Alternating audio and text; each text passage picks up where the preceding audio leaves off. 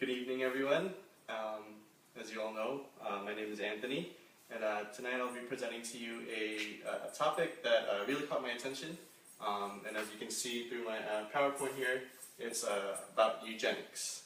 And I will be explaining to you the dangers of it and why I think it's dangerous to future generations in our society. But first off, let me ask you guys to close your eyes and imagine a situation, imagine a world where there's no diseases, there's no death, there's no, everyone lives long and everyone is healthy. Doesn't that sound like a nice place to live in, where everyone prospers, everyone is healthy and happy? Now imagine the same world. Now this time, think of the overpopulation. Think of the lack of diversity. Okay, now going further, think of a world where everyone has brown eyes, everyone has dark brown hair, everyone is the same height or the same weight. Now the first world that I described, doesn't that sound a little bit more boring now?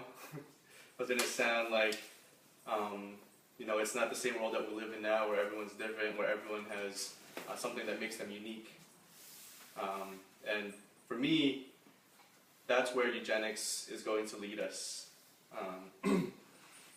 If we continue to support eugenics, if we continue to let it happen, we're going to live in a society where there's going to be no diversity, there's going to be no uniqueness within our human race. So again, tonight we'll be talking about eugenics, and we're going to be talking about how history, how our modern time beliefs and the potential dangers of eugenics will cause problems for our future generations and our future society. So first of all, what is eugenics? Eugenics is defined as the science of improving human population by controlled breeding.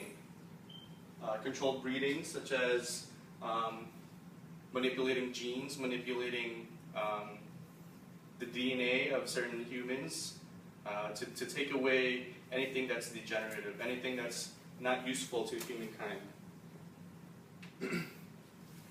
We go further by going backwards first. Again, we talk about history. If you guys can think of an example of controlled breeding or controlled manipulation of a human race, a lot of people will say that the main example would be Hitler and Nazi Germany.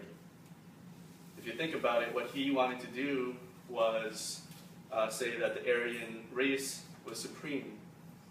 He wanted to further that race, and by doing that, he wanted to get rid of the degenerative or the less superior races, which would be, the Jewish people, black people, homosexuals, people with handicaps, and the list goes on. As we all know, that was a terrible, terrible event in our history, and we all know that that was wrong. So again, why would eugenics be good for our future if that's an example of where it would lead us? The second point where eugenics is leading us to a troubled future, giving us a troubled society, would be that people believe now that eugenics is individualistic, meaning it's not forced upon a group. In the case of Hitler, people thought that, he was making it a mass situation. But really, now people believe that people have the choice to change something that they don't like about themselves. People have the choice if they want it done to them or not.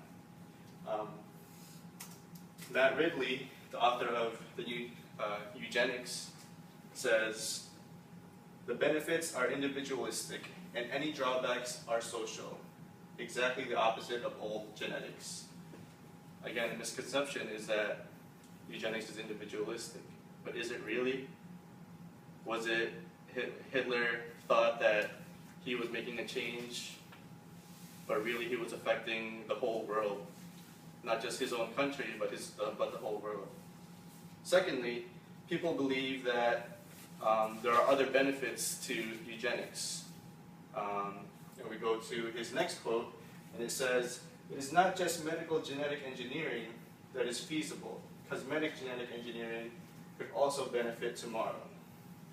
Meaning, if you don't like the way you look, if you're not satisfied with your color hair or your nose, you can change that. And if you have a baby and you see it in your uterus, and you know that it's gonna have certain color hair, certain color eyes, and you don't want it to have it, then you can change it. Is that really a benefit? I don't think it is. And then the third point about eugenics and having a troubled future is, again, the potential risks, the potential dangers that it causes. Avoiding debilitating diseases for future generations may be beneficial. Like again in the beginning when I said that there would be no diseases, people would live forever. But where do we draw the line for that? Again, there's going to be overpopulation. How are we going to provide for everybody if we take away the natural course of life? Even now, like I mentioned, embryos, sometimes people don't want to have a baby. They can't handle it, so what do? They have an abortion. And for a lot of people, that's unacceptable. A lot of people, that's considered murder. We go into Martha Darnowski, and she says, "They correctly observe that coupling the techniques of inheritable genetic modifications with existing social and market dynamics could trigger a self-reinforcing spiral of eugenic engineering, perhaps culminating in the abandonment of our common biological identity as human beings." Which means, again, we lose our identity as human beings. If we continue to change what we don't like, if we continue to change what we feel is unacceptable, then what's going to separate us from everyone else? We lose our identity, we lose our uniqueness.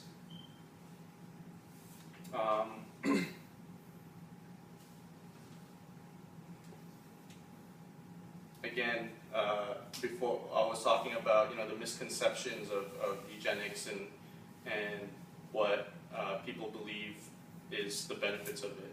What people believe eugenics is. They think that it's individualistic. They think that it brings a lot of benefits. But in reality, Matt Ridley corrects himself, saying many of its most strident advocates were socialists who saw eugenics as enlightened state planning of reproduction. But what it actually achieved when it translated into policies was a human rights catastrophe. The rejection of many immigrants, the sterilization of many people whose only crime was to have below average intelligence, and eventually in Germany, the murder of millions of people. Again, where do we draw the line? People, he used in this example, are people that have low IQs. Are they going to be taken away? People who have handicaps, are they going to be taken away from society just because of that? It's not their fault, that's just how the cards were dealt to them. So again, where do we draw the line for this? And in the future, where are we going to stop? And so finally, I ask you again the same questions. Imagine yourself in a world, where there's no diseases. Imagine yourself in a world where there's no debilitating genes, there's no definitive line where scientists draw what's right and what's wrong, who stays and who goes. Would you want to live in a world like that? Would we want our children and our grandchildren to live in a world like that? Simply, the answer should be no. So thank you for having me, and thank you for listening.